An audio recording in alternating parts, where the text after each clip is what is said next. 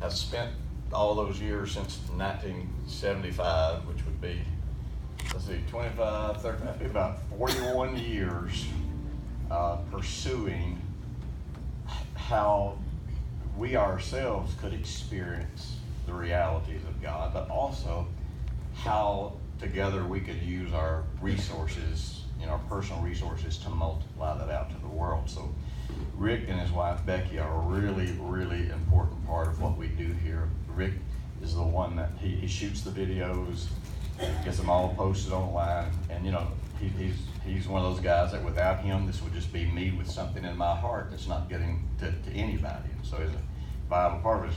Well, the most interesting thing, probably one of the most interesting things, but to me it's kind of one of the most unique things that happened.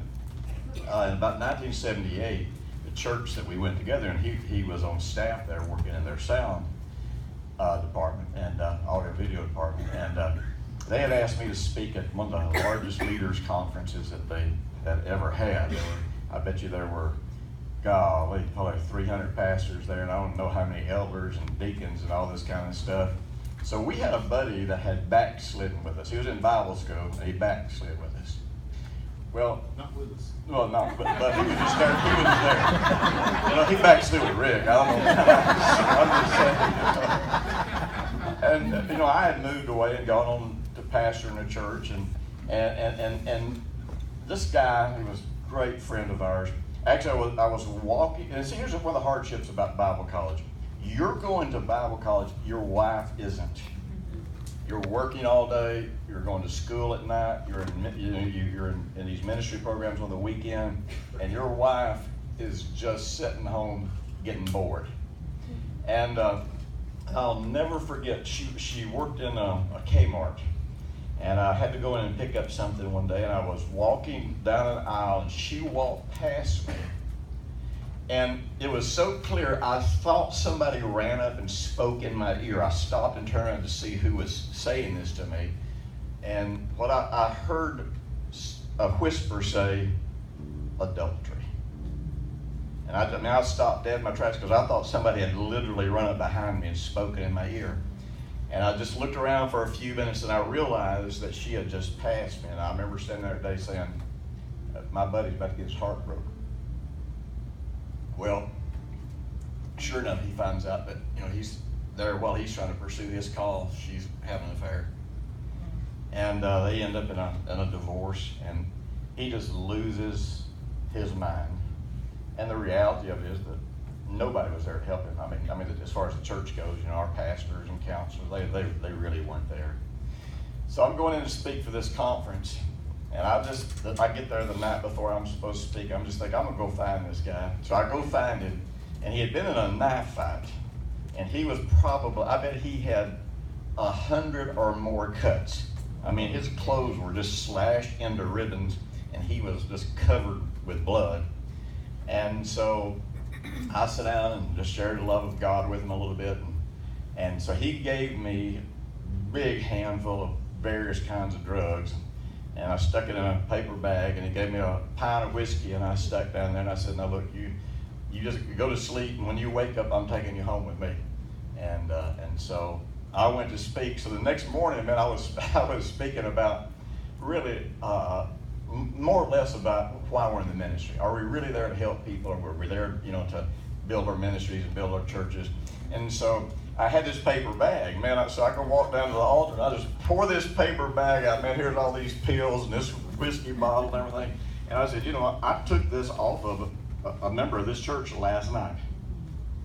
And he's struggling. And there's no way there for him. So, remember at the time I was 20. You didn't say that nicely. I probably did. I mean, for real, I probably didn't. But I was pretty passionate about this. So, man, there was no small storm.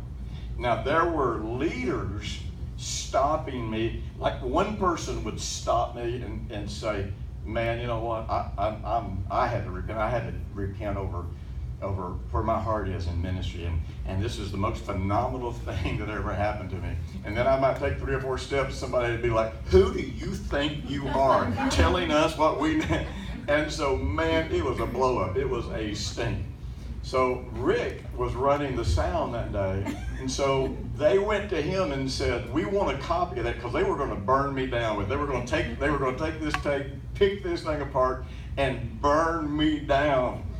And there was some kind of a malfunction, and it didn't get recorded. But then Rick got the blame for it. We collaborated together to do this. So we have collaborated together in a lot of schemes over the years for Jesus, and so far they're working out pretty good. So I've asked him and Becky to do a song. Where's Becky? Is she coming? There she is. There she is. Now that's not a liquor bottle she's got. She has to get her nerve up before she gets ready to come up here and do special meetings. I don't know.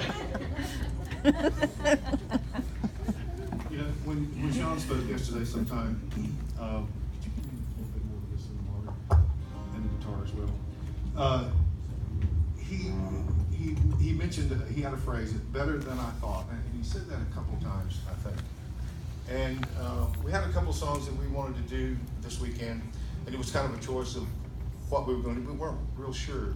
And then after the Bratchers come up here, what he has for us is always better than we could think. Yes. I see. It's true.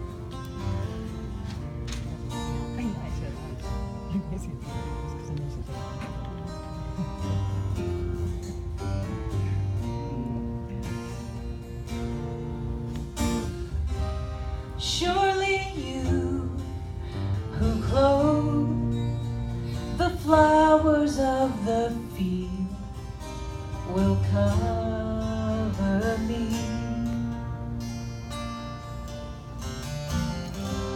Surely you who feed the sparrow will fill my need. Surely you who clothe the flowers of the field will cover